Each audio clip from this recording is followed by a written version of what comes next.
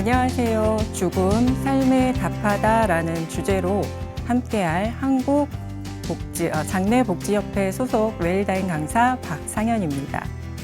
죽음과 삶에 대한 이야기는 너무나 광범위하고 다양하다 보니 저는 웰다잉의 관점에서 죽음과 삶에 대한 이야기를 해보려고 합니다. 그래서 제가 준비한 이야기는 앞으로 4시간을 함께 할 것이고요. 오늘은 첫 번째 이야기로 죽음에도 준비가 필요하다라는 부분을 함께 할 예정입니다. 이야기가 죽음과 삶에 대한 이야기이다 보니 저는 죽음이란 말을 정말 많이 할 예정입니다. 그래서 들으시는 분들께서도 죽음을 조금은 편안하고 때로는 즐겁게 들으시면 생각하시면 좋을 것 같습니다. 제가 이렇게 말씀을 드리면 죽음을 어떻게 편하게 또 때로는 즐겁게 들으라는 거냐라는 반응들을 좀 보이시더라고요. 그래서 저는 죽음에 대한 이야기를 하려고 합니다. 이야기가 가지고 있는 장점은 무엇일까요? 이야기는 오랜 시간 많은 사람들이 기억하게 하는 힘을 가지고 있습니다. 그래서 저는 이야기를 통해서 죽음을 말하고자 합니다. 예를 들어볼까요? 대부분 모든 분들이 알고 계시는 이야기는 어떤 것들이 있을까요? 아마 양치기 소년 이야기는 모두 다 알고 계시리라고 생각을 합니다. 한 소년이 혼자서 매일 들판에서 양을 치다 보니 너무 무료하고 심심했죠. 그래서 장난을 좀 치고 싶은 생각에 늑대가 나타났다라고 외쳤어요. 하지만 어땠을까요? 모든 사람들이 양과 그리고 이 소년을 구하기 위해 달려왔지만 장난이었죠. 이 몇 번의 장난을 통해서 마을 사람들은 소년의 말을 믿지 않게 되었습니다. 그러던 어느 날 결국 정말로 늑대가 나타났고요. 이 소년이 아무리 늑대가 나타났다고 큰 소리로 외쳐봐도 사람들은 도와주러 오지 않았습니다. 이 소년은 결국 큰 해를 입게 되고 말았습니다. 이 이야기는 우리에게 어떤 말을 하고자 하는 걸까요? 네, 거짓말하지 말아라. 거짓말하면 너 크게 다친다. 라는 주제가 빡 하고 들어오지요.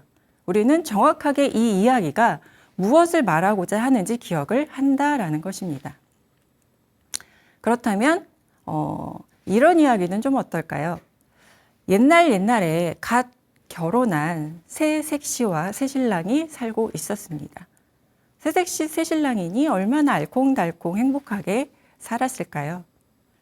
어느 날 저녁 새 신랑이 아주 깊은 잠에 빠져들었습니다. 옆에서 새색 씨는 다소곳하게 앉아서 바느질을 하고 있었고요. 그런데 한참 잠이 든 새신랑의 콧구멍 속에서 아주 작은 생쥐 한 마리가 빼꼼하고 고개를 내미는 게 보였어요. 깜짝 놀란 새색 씨는 옆에 반지꼬리에 있는 자를 번쩍 치켜들었죠.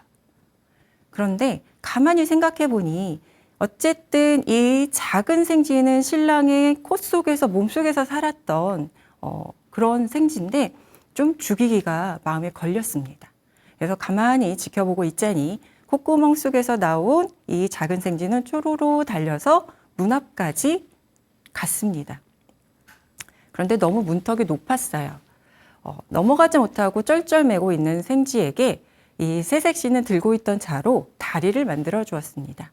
그러자 생쥐는 그 다리를 넘어 집 밖으로 나가버렸죠. 한참 뒤에 생쥐는 다시 집 안으로 들어왔고요. 뽀르르 달려 잠을 자고 있던 새신랑의 콧구멍 속으로 쏙 하고 들어갔습니다. 그리고 나서 푸 하고 한숨을 쉬고 잠에서 깨어난 새신랑이 새색시에게 내가 꾼 꿈 이야기를 좀 해줄게 하면서 자신이 꾼 꿈 이야기를 쭉 하고 풀어놓았습니다. 그랬더니 새신랑이 길을 가고 있었는데 갑자기 커다란 산이 눈앞에 나타나 길을 막더라는 것이었죠. 그런데 아름다운 선녀가 하늘에서 내려와 다리를 놓고 그래서 무사히 그 산을 넘어갈 수 있었다. 자, 이 이야기를 들은 새색 씨는 무슨 생각이 들었을까요? 옳구나. 그 작은 생쥐는 우리 신랑의 영혼이었구나 라는 생각을 했겠지요. 자, 이 일이 있은 며칠 후 또 다시 잠이 든 새신랑의 콧구멍 속에서 그 작은 생쥐가 또 빼꼼하고 고개를 내미더니 쪼르르 문 밖으로 나가버렸습니다. 새색 씨는 그 생쥐가 돌아오기를 기다리고 있다가 장난이 좀 치고 싶어졌어요. 그래서 부엌으로 가 아궁이에 있는 그을음을 긁어다가 신랑의 얼굴에 막 장난으로 낙서를 했지요. 턱수염도 우락부락하게, 그리고 눈꺼풀 위에 눈도 아주 무섭게 그려놓았습니다. 한참을 지나고 그 작은 생쥐는 집 안으로 들어와 쪼르르 달려 새신랑 얼굴 쪽을 향해서 딱 멈춰섰는데 들어가지 않고 깜짝 놀랐겠죠. 어쩔 줄 몰라 우물쭈물 당황하는 게 보였습니다. 왜 그랬을까요? 네, 새신랑의 얼굴이 달라져 있었죠. 한참을 우왕좌왕 하던 이 생쥐는 다시 뒤를 돌아 문 밖으로 나가버렸습니다. 돌아왔을까요? 생쥐는 다시 집으로 돌아오지 않았고요. 새신랑은 어떻게 됐을까요? 네, 그 잠에서 깨어나지 못하게 되었습니다. 자, 이 이야기는 도대체 무엇을 이야기하고자 하는 걸까요? 무슨 뜻이 들어있는 걸까요? 얼굴에 낙서하지 말아라. 부모님이 주신 이 몸에 함부로 손대지 말아라. 이런 뜻을 가지고 있는 걸까요? 이 이야기를 들으시는 분 각자마다 자신의 해석이 있으실 거라고 생각을 합니다. 그래서 저는 죽음에 대해서 이 두 가지 관점으로 말씀을 드릴 거고요. 그리고 그렇게 받아들이시길 바랍니다. 하나는 정확하게 분명하게 무엇을 준비해야 할지와, 그리고 나의 지금 이 상황에 맞는 죽음에 대한 준비가 무엇인지를 찾으시라라는 것이지요. 이 두 가지 관점을 가지고 저와 함께 하는 4시간 동안 나에게 맞춤한 준비를 하시기를 바랍니다. 우리가 코로나19 상황에서 가장 많이 한 취미생활 중에 하나가 등산이었지요. 자, 등산을 가자고 친구가 전화를 했어요. 자, 등산 가자라고 전화를 했을 때 바로 나는 어떤 질문을 할까요? 어느 산에 갈 건데? 라는 질문을 하시겠죠. 동네 뒷산을 가자는 건지, 북한산을 가자는 건지, 아니면 악자 들어가는 거친 산을 가자는 건지. 어떤 산을 갈지에 따라서 우리는 준비물이 달라지잖아요. 그래서 내가 죽음을 어떻게 받아들이는지에 따라서 우리는 준비하는 그 가방 속의 내용물이 달라진다라는 것이죠. 제가 지금은 이렇게 아무도 없는 공간에서 저만 이야기를 하고 있지만 강연장에서 여러분들과 함께 이야기를 나눌 때는 꼭 한 가지 드리는 질문이 있습니다. 지금 갖고 계시는 죽음에 대한 생각은 어떤 것들이 있을까요? 그리고 필기도구를 나눠드리고 한번 적어보시라고 말씀을 드려요. 5가지만. 이 방송을 보고 계시는 분들도 생각하지 마시고 한번 직접 적어보시기 바랍니다. 5가지를. 죽음에 대한 생각, 그리고 경험, 떠오르는 것, 뭐 다양하게 너무나 많겠지요. 이 5가지를 다 적은 후에 취합을 해서 그 결과를 보면 좀 흥미로운 결과가 나오더라고요. 대비되는 두 개념이 동시에 나온다라는 것입니다. 예를 들어 흰색과 검정색, 그리고 두려움과 편안함, 희망과 절망, 처음과 끝. 자, 이런 대비되는 두 개념을 우리는 모두 죽음에 대해서 갖고 있다라는 것이죠. 자, 그런데 대비되는 두 개념을 가지고 있지만 대체로 우리는 죽음에 대해서 어떤 생각을 더 많이 가지고 있을까요? 대체로 어둡고 불편하고 힘들고 받아들이기 싫은 그런 좀 불편한 감정을 많이 갖고 계시는 분이 많다라는 것이죠. 우리가 여행을 가고자 할 때 그 여행을 가서 내가 힐링하고 추억을 쌓고 아름다운 경험을 할 희망에 가득 차 있다라고 한다면 내가 준비하는 가방 속의 물건들도 구체적으로 준비할 수 있다라는 것이고요. 그 마음 자체도 달라지겠죠. 즐겁고 행복한 마음으로 준비할 때의 그 결과와 정말 하기 싫고 불편하고 최대한 안 갔으면 하는 여행에 대한 준비물은 다를 수밖에 없다는 것입니다. 그래서 우리는 죽음을 반드시 우리가 겪어야 할 일로서 생각을 하고 준비를 해야 되는 시작점으로 삼아야 된다라는 것이죠. 그런데 죽음에 대해서 나는 그렇게 할 수가 없어. 내가 경험한, 내가 기억한 죽음은 그게 아닌데? 라고들 생각을 하시잖아요. 자, 나의 경험. 우리가 가지고 있는 죽음에 대한 경험은 어떤 것들이 있을까요? 제가 경험한 죽음의 경험은 학교 들어가기 전, 정말 어린 시절의 경험을 가지고 있는데, 그때 그 어둡고 암울하고 사람들이 웅성웅성하는 그런 좀 어수선한 기억을 가지고 있습니다. 무슨 일인지는 모르겠지만 나중에 들었더니 그게 누군가의 죽음이었다라고 해요. 그랬을 때 나의 경험을 통해서 남아있는 그 감정은 사실은 죽음이라는 그 것에 대한 인식이 아니고요. 그 죽음으로 인해서 만들어진 나의 상실감이라는 것입니다. 똑같은 죽음이라는 일이 벌어졌다고 하더라도 내가 갖는 상실감과 다른 사람들이 가지고 있는 상실감은 같을 수가 없거든요. 그래서 그것은 나중에 제가 다시 한번 다룰 상실감이라는 부분에서 다시 한번 이야기를 할 거고요. 우리는 죽음을 우리가 겪을 수 있는 일 중 가장 큰 일이다라는 것으로 생각을 좀 바꿀 필요가 있다라는 것입니다. 그리고 우리가 죽음에 대한 생각은 대부분 사회적, 문화적으로 학습되어 온 것들이 정말 큰 부분을 차지한다라는 것이죠. 우리가 살아가면서 겪는 일 중에 가장 큰 일은 무엇이 있을까요? 프랑스에 에밀 졸라라는 작가가 있습니다. 이 에밀 졸라라는 작가는 1800년대에서 1900년대를 살아가면서 작품 활동을 했고요. 이 작품 활동한 작품 중에 결혼과 죽음에 대한 이야기를 적은 이야기가 있습니다. 책이 있습니다. 아마 시대가 시대이니만큼 우리가 반드시 겪어야 할 큰 일을 결혼과 죽음이라고 얘기하지 않았을까요? 지금은 조금 달라졌죠. 결혼은 필수가 아니라 그냥 선택이다라고 생각하는 부분들이 더 커졌기 때문에. 하지만 죽음은 어떻지요? 죽음은 우리가 반드시 겪어야 되는 큰 일 중에 하나인 건 변하지 않았습니다. 분명한 사실이죠. 자, 이 에밀 졸라라는 작가가 살았던 그 시대는 프랑스의 1800년대, 1900년대 무엇이 중요했냐면 신분 계급이 굉장히 중요했습니다.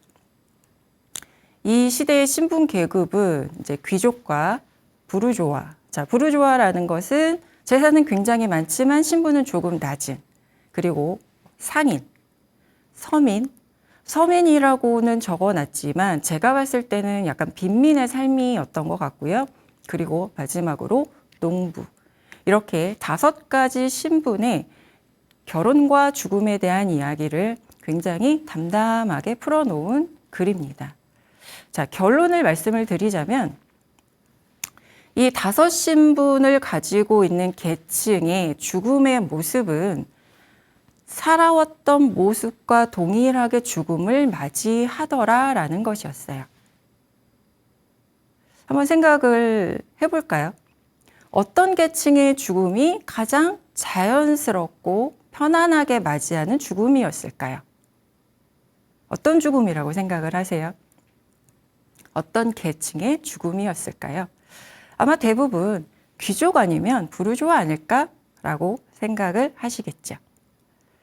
자, 귀족은 뭐가 가장 중요할까요? 살아가면서. 예, 그들은 명예를 가장 중요하게 여겼습니다. 그래서 명예를 지키기 위해서 살아오고요. 그리고 그 명예를 지키면서 죽어갑니다. 죽어가는 사람과 그 주변에 하다못해 하인까지도요. 자, 부르주아는 뭐가 중요하다라고 말씀을 드렸죠? 재산이죠. 자, 그들은 이 재산을 지키고 살아오면서 죽을 때까지 그 재산에 대한 집착 때문에 좀 불편하게 죽음을 맞이합니다. 그리고 상인. 상인은 물건을 사고 팔고 거기에서 수익을 벌어들이는 게 그들의 하는 일이잖아요. 그래서 그렇게 시작해서 살아오고 그렇게 죽음을 맞이하고요. 서민의 죽음, 빈민의 죽음은 참혹하게 살다 참혹하게 죽음을 맞이하는 가장 비참한 모습으로 그려집니다. 그렇다면 마지막 남은 농부의 죽음은 어떠했을까요? 농부의 죽음은 죽음을 맞이하는 사람, 그리고 이 죽음을 함께하는 모든 주변의 사람, 모든 사람들이 다 편안하고 자연스럽게 그 죽음에 동참했습니다. 그래서 이 글 속에서는 가장 자연스럽고 편안한 죽음의 모습을 농부의 죽음이다라고 이야기를 합니다. 농부는 이런 말을 해요. 내가 태어날 때 죽음의 씨앗은 이미 나에게 뿌려졌고 내가 살아오는 그 동안의 씨앗이 발아하고 성장하고 익고 추수의 때가 됐을 때 추수해야 되는 것처럼 나도 그렇게 죽음을 맞이한다 라고 이야기를 합니다. 그런데 이 농부의 생각은 모든 주변의 사람에게 다 똑같이 적용이 되고 그렇게들 생각을 하죠. 집안의 가장 어린 아이한테까지도 말입니다. 예외 없이 모두가 동참할 수 있는 죽음이지요. 이 죽음에 대한 이야기로 우리는 무엇을 기억을 하게 될까요? 이야기가 가지고 있는 장점, 힘을 한번 다시 생각해 보신다면 이 이야기를 통해서 우리는 죽음은 자연스럽게 모두가 동참하는 것이구나 라는 생각을 갖게 되셔야 된다라는 것이지요. 살아가면서 겪는 일 중 두렵고 피하고 싶은 일이 아닌 씨앗이 성장해 열매를 맺고 그리고 수확하는 것처럼 자연스럽게 맞이하고 모두가 아이도 빠짐없이 동참해야 하는 우리가 겪는 일 중에 가장 큰 일, 그것이 바로 죽음이라는 것입니다. 죽음 우리에게 약속을 했습니다. 어떤 약속을 했냐면요. 우리는 반드시 죽고요. 너희는이죠. 죽음이 약속을 했으니까 너희는 반드시 죽고요. 언제 죽을지 모르며 어디서 죽을지 모르고 어떻게 죽을지 모른다. 아무도 너를 대신해 죽어줄 수 없고 그리고 죽을 때 아무것도 가져갈 수 없으며 이 모든 것으로 인해서 죽음은 모두에게 평등하다라는 약속을 아주 처음부터 우리 모두에게 했습니다. 그런데 우리는 이 죽음의 약속을 지키고 싶지 않은 거죠. 피하고 싶고요. 외면하고 싶고요. 잊고 싶은 거죠. 우리가 태어날 때 이미 죽음의 씨앗은 우리에게 뿌려졌고요. 성장하면서 죽음의 씨앗도 같이 발아하고 성장하고 무르익고 그리고 추수할 때 맞춤해서 제대로 죽음을 맞이할 수 있게끔 우리에게 이 약속을 언제 어느 때도 나는 너에게 그 약속을 지킬 수 있어 라고 이야기를 하고 있습니다. 근데 우리는 아니야 그렇지 않아. 그런 약속은 나는 한 적 없어. 했었던 것 같은데 기억나지 않아 라고 회피를 하고 있는 것일 뿐인 거죠. 그래서 이 시점에서 우리는 웰다잉을 가지고 이야기를 하려고 합니다. 자, 웰다잉이 뭘까요? 잘 살고 잘 준비해서 존엄한 죽음을 맞이하는 것, 바로 이 웰다잉이 가지고 있는 단순한 의미입니다. 이 단순한 의미를 적용을 시켜보면 이 시대가 웰다잉을 할 수밖에 없게 만든다라는 것이죠. 자, 첫 번째는 장수의 시대입니다. 우리가 열심히 살아와서 이만큼 왔는데 또 이만큼에서 그 추수할 때까지를 또 살아가야 된다라는 늙음의 시간이 너무나 오랫동안 소요된다라는 것이지요. 그리고 두 번째는 가치관이 변화했습니다. 자, 웰빙이라는 말 우리 정말 많이 했었어요. 잘 사는 것에 대해서 집중해 왔었는데 그 죽음의 시간이 오래 소요되는 것에 따라서 이 죽음의 질에 대한 고민을 하게 되었던 것입니다. 하고 있는 것이지요. 그리고 가족 형태의 다양화. 농업사회에서는 부모가 자식을 돌보고 그 자식이 성장하면 다시 부모를 돌보는 그런 순환 형태가 너무나 자연스러웠지만 지금은 어떤가요? 그렇지 않지요. 네, 1인 가구 시대입니다. 청년이든 노인이든 다 혼자서 한 가구를 운영해 나가는 그런 가족 형태의 변화는 앞으로 더 심해질 거라고 우리 모두 생각을 하고 있지요.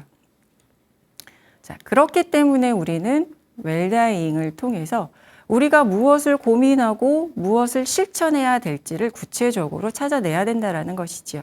그러기 위해서는 죽음에 대한 인식이 바뀌어야 된다는 것입니다. 어떻게요?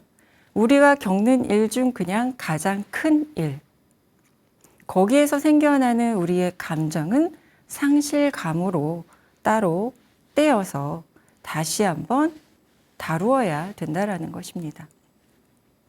자, 죽음의 인식이 이렇게 바뀌고 나면은 우리는 온전하게 나의 죽음에 집중을 할 수 있게 됩니다. 내가 여행을 갈 때 내 가방 속에는 분명히 모두가 예상할 수 있는 무엇인가가 들어 있겠지만 나만이 필요한 나만의 준비물 챙겨야 된다는 것이죠. 그래서 제가 앞에서 예를 들었던 두 가지. 우리가 반드시 누구나 알아야 될 것과 나의 관점에서 해석할 수 있는 이 두 가지. 이 두 가지를 동시에 가지고 가셔야 나에게 맞춤한 죽음의 준비를 하실 수 있고요.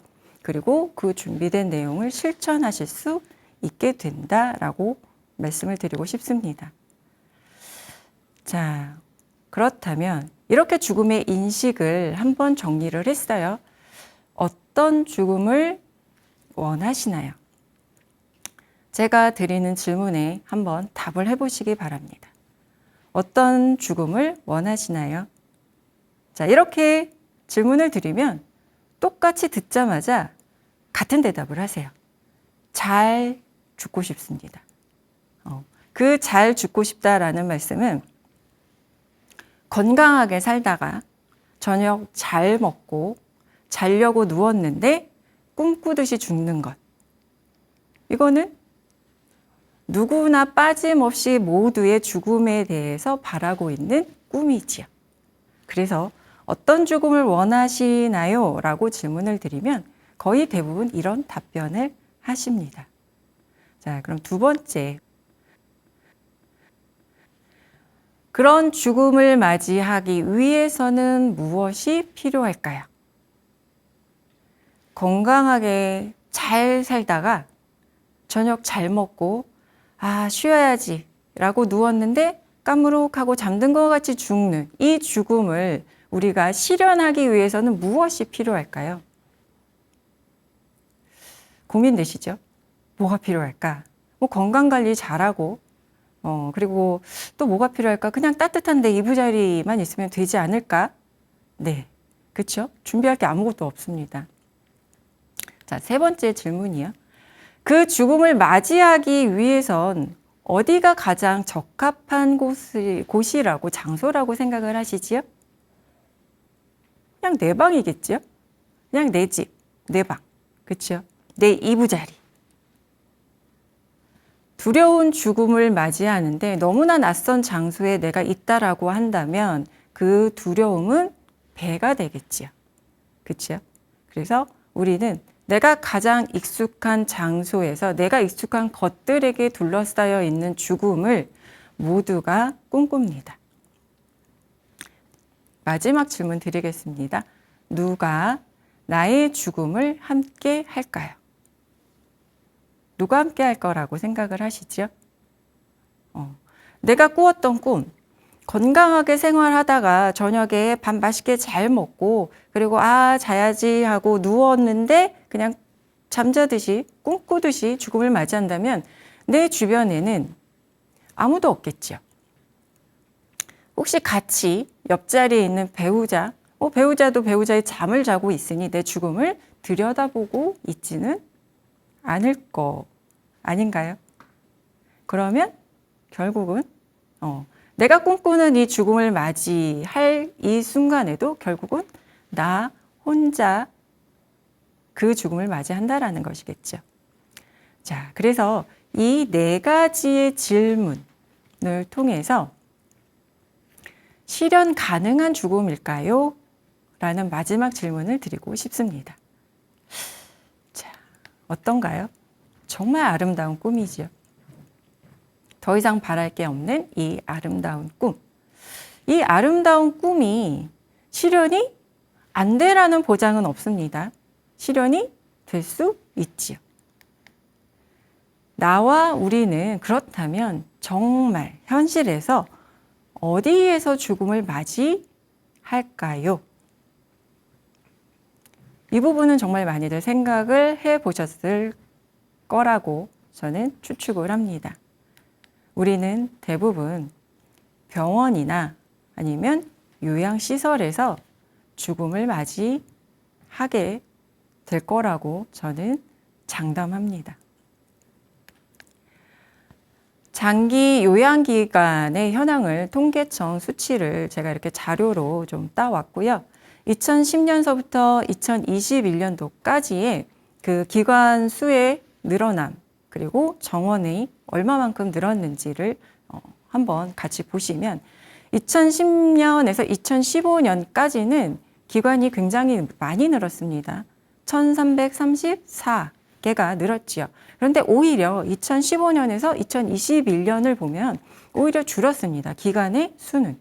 하지만 정원을 보면 어떻지요? 2010년에서 2015년까지 지금 42,586명이었는데 그 이후에 기관의 수는 줄었지만 정원은 훨씬 더 많이 늘었다라는 것입니다. 비어있는 침대가 다 채워졌다라는 것이죠. 자, 저랑 함께 하고 있는 이 강의를 듣고 계시는 분들이 내가 어떠한 죽음을 맞이할지를 한번 생각을 해 보신다면 집에서 맞이하실까요? 가족에 둘러싸여서? 아니면 병원이나 요양시설에서 죽음을 맞이하게 되실까요? 아마 대부분 요양시설이겠지 또는 병원이겠지 라고들 다 생각을 하실 겁니다. 그렇죠? 이게 바로 현실이에요. 자, 그렇다면 이 꿈과 현실의 거리를 가장 가깝게 만드는 것, 그것이 우리가 웰다잉을 공부하는 이유고요. 그게 바로 죽음을 준비하는 이유다라는 것입니다. 죽음에 대한 준비는 막연하게 우리가 머릿속으로 공상을 해서는 아무것도 실천할 수가 없어요. 구체적으로 나에게 지금 상황에 맞는 것을 찾아서 준비하고 그리고 그것을 실현 그리고 실천을 해야 실현이 되겠죠? 그런데 뭘 알아야 실천을 하고 그리고 결국은 실현이 되는 거잖아요. 제가 함께하는 이 웰다잉 시간에는 나는 지금 상황이 이러하니 내가 이런 것들을 준비를 해야 되겠구나. 그런데 그 준비되는 항목들은 사실은 적지 않습니다.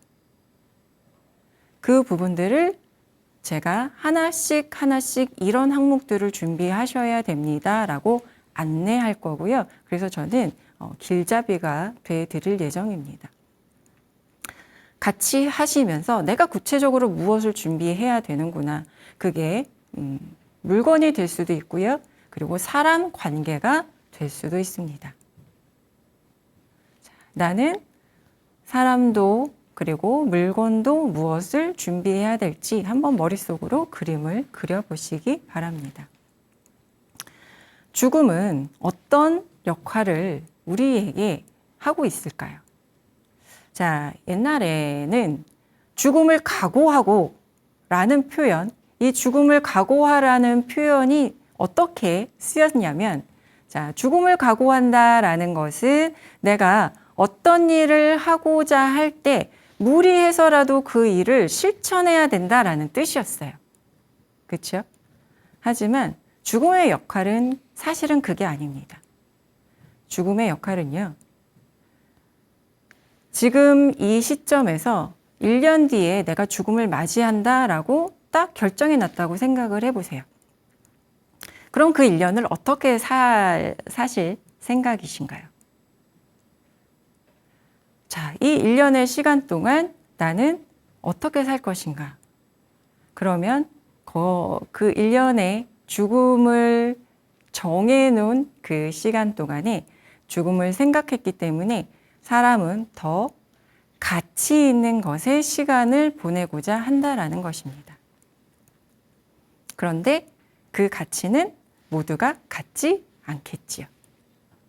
자, 죽음의 역할은 죽음을 각오하고가 아니라 내가 선택하고 그것을 실천할 수 있는 용기를 나에게 준다라는 의미로 생각을 하시면 좋을 것 같습니다. 가치 있는 선택. 자, 가치 있는 선택이 무엇일까요? 제가 엊그저께 마트에 갔어요. 자, 마트에 갔는데 마트 문이 자동 문이 아니라 두꺼운 유리 문이었고요. 밀어야 열 수 있는 문이었습니다. 그런데 어떤 나이가 많이 드신 할머니께서 이렇게 허리도 많이 굽으셨고요. 그 문을 밀 힘이 없으셔서 그 문 앞에서 굉장히 쩔쩔매고 계시더라고요. 그래서 제가 도와드릴까요? 라고 여쭤보고 그리고 그 문을 살짝 열어드렸습니다. 왜냐하면 같이 힘을 주고 계셨기 때문에 제가 센 힘을 주면 넘어지실 것 같아서 같이 그 할머님의 힘의 보조에 맞춰서 문을 열어드렸더니 고맙습니다. 정말 고맙습니다. 라고 인사를 하고 들어가시더라고요. 그렇게까지 깍듯한 고마운 표시를 받아본 게 몇 번 되지 않아서 되게 조금 놀랐어요. 그리고 나서 마트에서 장을 보고 밖으로 나와 횡단보도 앞에 길을 건너려고 서 있는데 아까 그 할머님께서 제 옆에 서 계시더라고요. 신호등이 빨간색에서 파란색으로 바뀌고 사람들이 모두 건너가기 시작하는데 장을 본 비닐 주머니를 들고 한 송이 지팡이를 짚으면서 걸어가시는 할머님의 걸음걸음이 너무나 위태로워 보였어요. 그래서 그냥 아까 도움을 줬던 그런 기억이 있기 때문에 그냥 이물 없이 가서 할머니의 짐을 제가 들었죠. 도와드릴게요. 할머니께서 깜짝 놀라시더라고요. 아니요, 제가 할 수 있습니다. 그래서 놀랐습니다. 제가 섣불리 이 분은 도움이 필요한 분이기 때문에 내가 모든 도움을 드려도 이분은 고마워하겠구나 라고 제 입장에서 너무나 안일하게 판단을 한 거죠. 그 단호한 목소리 속에는 이 할머님이 가지고 계시는 내가 이 늙어가는 시간을 어떻게 살아갈지에 대한 가치가 들어있다라는 것이 느껴졌습니다. 내가 필요한 도움만 받겠다라는 것이죠. 내가 할 수 있는 걸 누군가가 도와주는 것은 나는 싫다. 저는 이걸 가치 있는 선택이라고 이야기를 합니다. 생각을 했습니다. 그래서 이 모든 것들은 사실은 누가 어떤 가치에 의미를 두고 있는지는 이야기를 해야 알 수가 있다라는 것이지요. 그런데 우리는 그 이야기 할 수 있는 기회가 그렇게 많지 않습니다. 서로 너무 벽을 두고 있지요. 죽음에도 정말 다양한 준비가 필요하고요. 연령대에 따라서도 다른 죽음들을 준비할 수가 있습니다. 그런데 우리는 모두 내가 죽음에 대한 준비를 하지 않아도 된다라는 생각을 하고 있는 것 같아요. 제가 예전에 강연장에서 강의를 하고 있는데 나이가 많지 않은 분이었어요. 젊은 여성분이었어요. 근데 그분이 저한테 질문을 하시더라고요. 제가 불치병을 판정을 받았는데 나이 어린 아이가 셋이 있습니다. 죽음에 대해서 이 어린 아이들에게 어떻게 이해를 시켜야 될까요? 그 질문을 받자마자 너무 가슴이 먹먹해지더라고요. 뭐라고 이분에게 말씀을 드려야 될까? 아이들이 아직 학교에도 들어가지 않은 정말 어린 아이들이 또래 셋이 쪼로록 있다라는 것이었지요. 도움을 드려야 되겠는데 도대체 어떻게 도움을 드려야 될까 고민을 하다가 죽음은 결국 우리가 겪어야 되는 상실 중에 가장 큰 상실입니다. 그래서 우리가 그 어린 시절부터 사실은 많은 상실들을 겪게 되거든요. 그 어린 시절부터 겪게 되는 상실은 결국은 죽음에 대한 상실의 대비다라고 생각을 하시면 되고요. 그래서 아이들이 평상시에 가지고 놀다가 잃어버릴 때 그 아이가 애착을 가지고 있는 물건이라든지 무엇인가가 사라졌을 때 그때 상실감에 대해서 같이 이야기해 주시면 아마 도움이 되지 않을까요? 라는 정도로 말씀을 드릴 수밖에 없었습니다. 죽음은 우리가 상실이라는 것에서 겪게 되는 일 중 가장 큰 일이고요. 그래서 반드시 누군가나 겪게 되는 그 큰 일 별개로 우리가 그 죽음과 함께 오는 상실감은 아주 어린 시절부터 계속해서 훈련을 하고 준비를 하고 연습을 해야 된다라는 것입니다. 그래서 죽음에는 반드시 준비가 필요하고요. 어느 한 대상이 뚝 떨어져서가 아니고 어린 시절부터 죽음에 대한 생각, 죽음에 대해서 어떤 생각을 가지고 있어야 되는 것이며 그리고 그것에 대해서 어떻게 준비를 해야 되는지는 꾸준히 준비를 함께 모두가 동참해서 해야 된다라고 말씀을 드리고 싶습니다. 그래야 우리는 결정적인 순간에 가치 있는 선택을 할 수 있는 힘을 가지게 되는 것이지요. 죽음의 씨앗이라는 것은 정말 신기해요. 우리는 속담에 콩 심은 데 콩 나고 팥 심은 데 팥 난다라는 속담을 알고 있습니다. 그래서 콩 씨앗을 뿌리면 당연히 그냥 콩이 난다라고 생각하고요. 그 콩이 연글어서 나중에 그냥 수확을 하면 된다라고 생각을 하죠. 그런데 이 죽음의 씨앗은 우리가 태어났을 때 이미 우리 몸 안에 뿌려졌지만 어떻게 우리가 성장시키냐에 따라서 연글고 내가 원하는 열매로 추수할 수가 있다라는 것입니다. 내가 결정한 가치에 맞는 죽음을 우리는 준비할 수가 있습니다. 우리가 웰다잉을 죽음을 준비할 수 있는 기준으로 삼는 이유는 잘 살고 잘 준비해서 존엄한 죽음을 맞이하는 것이잖아요.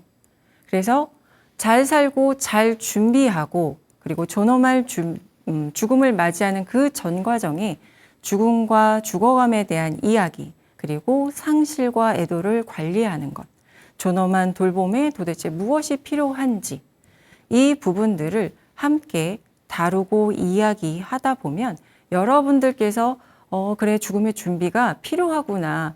죽음의 생각이 조금은 이제 바뀌었어. 라는 이 정도만 되셨다라고 한다면 이제는 구체적으로 내가 무엇을 갖추고 그리고 실천할 수 있는지 앞으로 저랑 함께 이야기를 하시면서 준비를 마무리하시면 되실 것 같습니다. 자, 나의 여행 가방에 무엇을 넣을까? 내가 어느 산을 갈지, 어디로 여행을 갈지가 정해지지 않으면 내 여행 가방에 무엇을 준비할지는 정말 머리 아픈 시간이 될 수밖에 없겠지요. 그래서 처음에 말씀드린 것처럼 내가 뒷동산에 갈지요. 그리고 북한산에 갈지요. 아니면 정말 험한 산에 갈지. 자, 죽음에 대한 인식을 바꾸고 그리고 내가 어떠한 죽음을 맞이할지를 구체적으로 내 머릿속에 그림으로 그려보시게 된다면 간단히 물 하나에 휴지 하나만 넣어서 내 가방을 싸을지 아니면 내가 거기서 날씨가 바뀔 거고 그리고 양말도 두꺼운 양말이 몇 켤레가 필요할 거고 아니면 뭐 간단한 도시락 정도와 간식 정도만 챙길지를 여러분들께서 여러분들 기준에 맞게끔 가방을 쌓으시면 된다라는 것입니다. 자, 이 가방에 들어갈 것들 무엇을 선택하시고 가방 속에 넣으실 건가요? 내가 죽음에 대해서 지금까지 가지고 왔던 생각, 내가 경험했던 그 죽음들, 이 부분들이 경험을 내가 어둡게 생각하고 계셨고 그리고 내가 무섭고 피하고 싶은 것이라고 생각하고 계셨다라고 한다면 그렇다면 이제는 죽음은 그냥 우리 모두가 누구 하나 빠짐없이 겪어야 되는 일이고 그리고 거기에서 내가 가지고 있었던 그런 나쁜 그리고 조금은 좋지 않고 불편했던 기억은 단순히 나의 상실감이었구나. 그렇다면 이 상실감은 어떻게 다루어야 될 것인가 라고 분리해서 생각을 하시면 됩니다.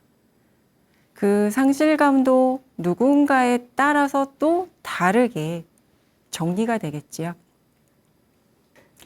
우리는 가방을 누구나 챙겨야 되고요. 그리고 그 챙겨야 되는 가방 속에 들어가는 준비물이 모두 같지 않기 때문에 내 죽음을 나밖에 준비할 수 없다라는 것입니다. 내가 이렇게 준비를 해야지 내 주변 사람들도 자연스럽게 동참할 수가 있어요.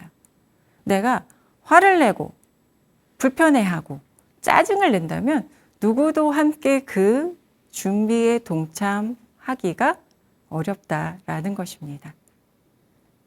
마음을 편하게 그리고 조금은 여유롭게 불편하지 않게 이렇게 되셨다면 우리는 죽음에 대해 구체적으로 챙길, 나아갈 준비가 모두 끝나셨다라는 것이죠.